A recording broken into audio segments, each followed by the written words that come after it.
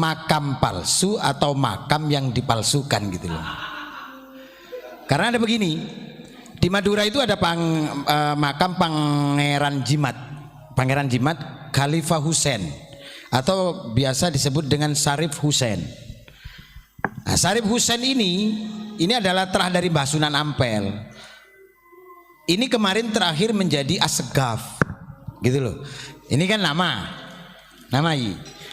Kemudian ada makam yang memang tidak ada makam, dibuat makam, dilabeli dengan nama seseorang.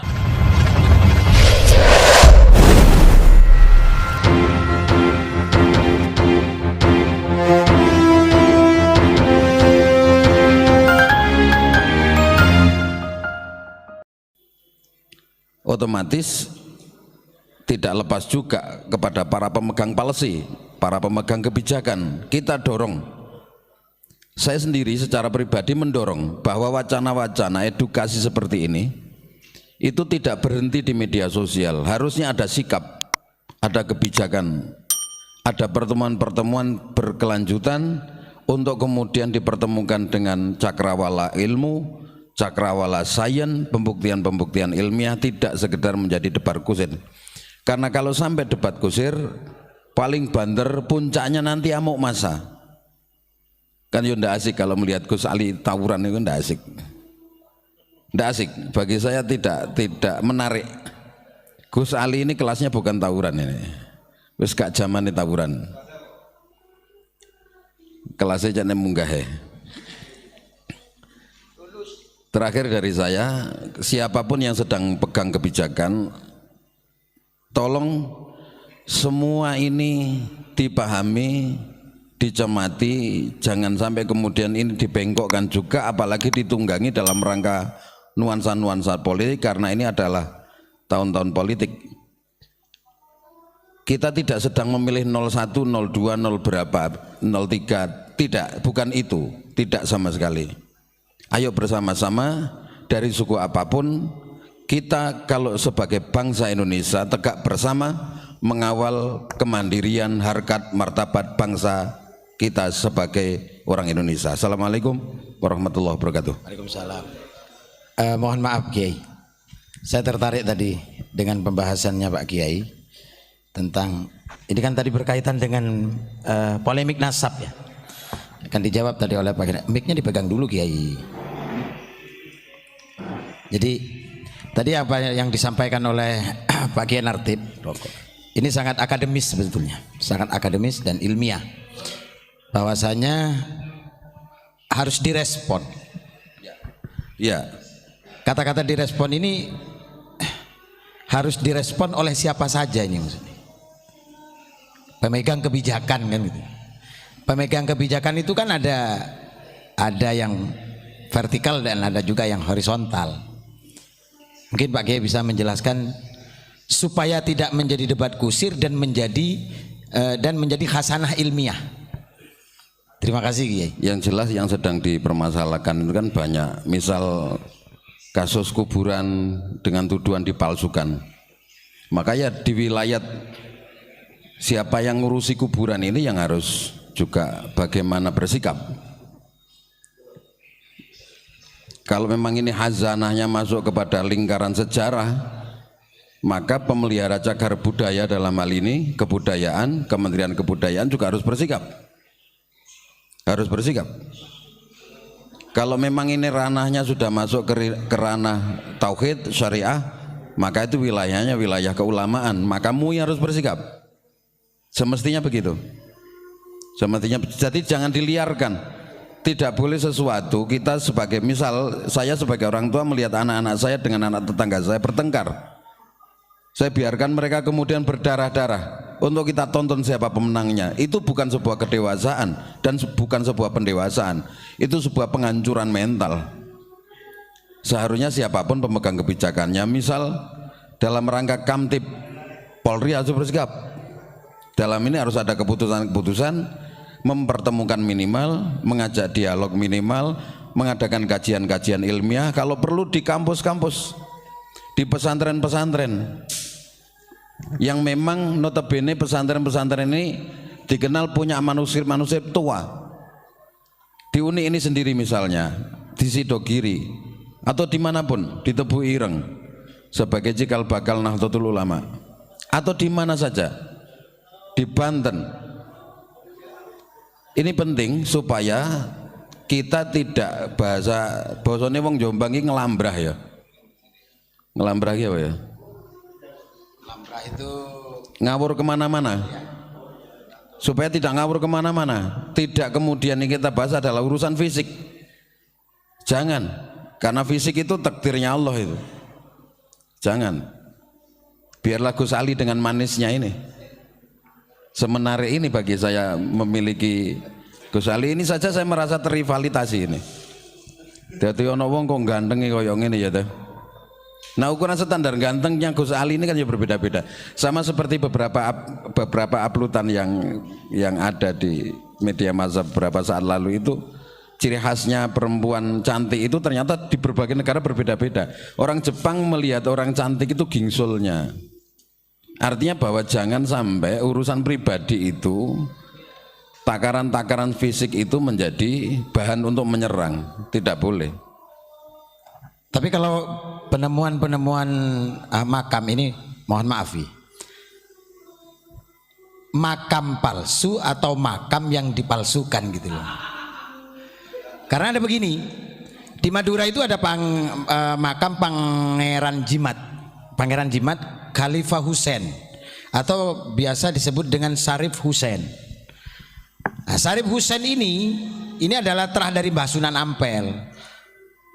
Ini kemarin terakhir menjadi Assegaf, gitu loh. Ini kan nama I.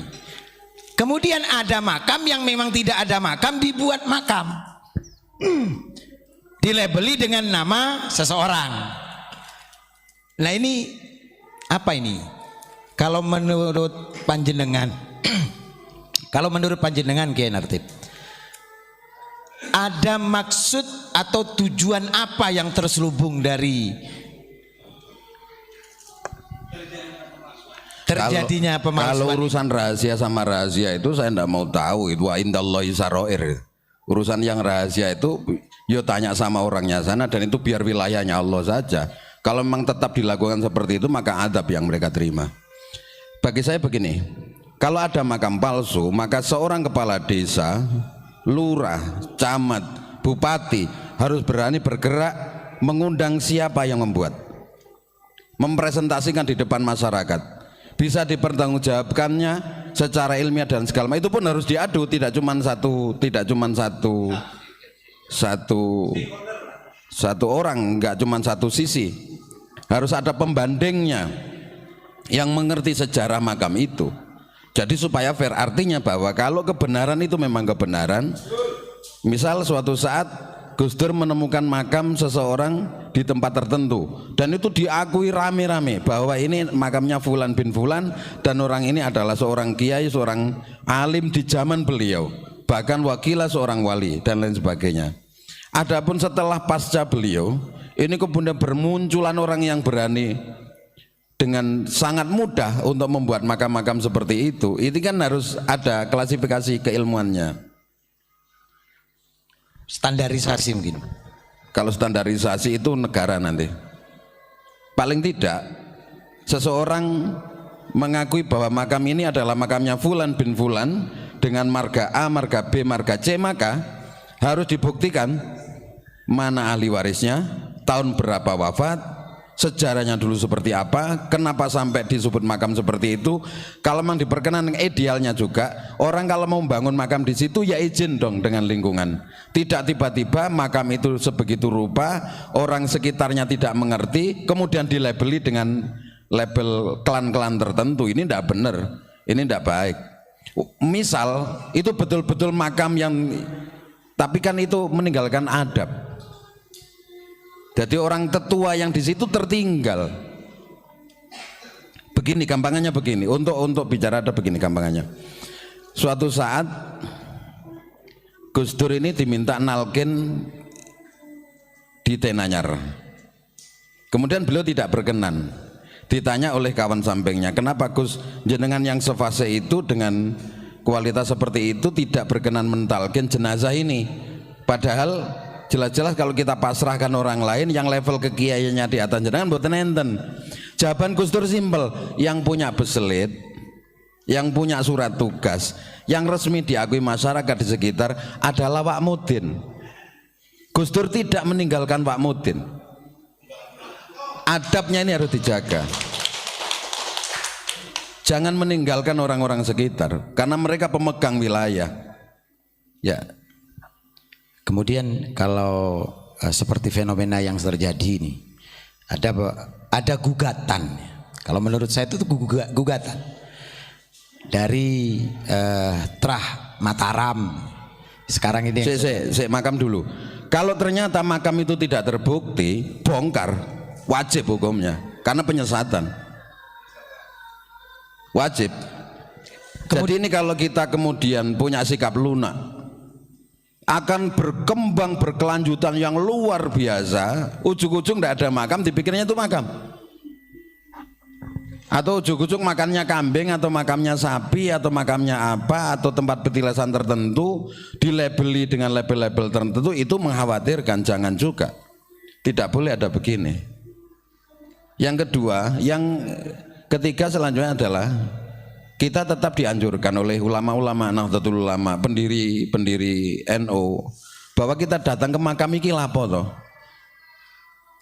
Royoan makam apa royoan apa toh?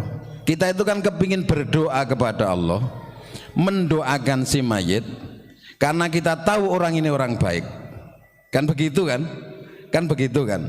Sehingga kita berharap betul orang yang sebaik ini saja wafat.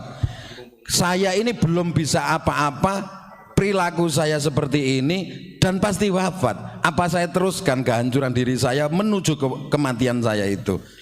Betul. Ini ada tanggapan nih dari Ridwan 212. Kiai harus tahu, ini kan yang menyampaikan mengenai hal makam ini kan keluar dari fatwanya Ketua Sufi sedunia. Kita harus meyakininya gitu.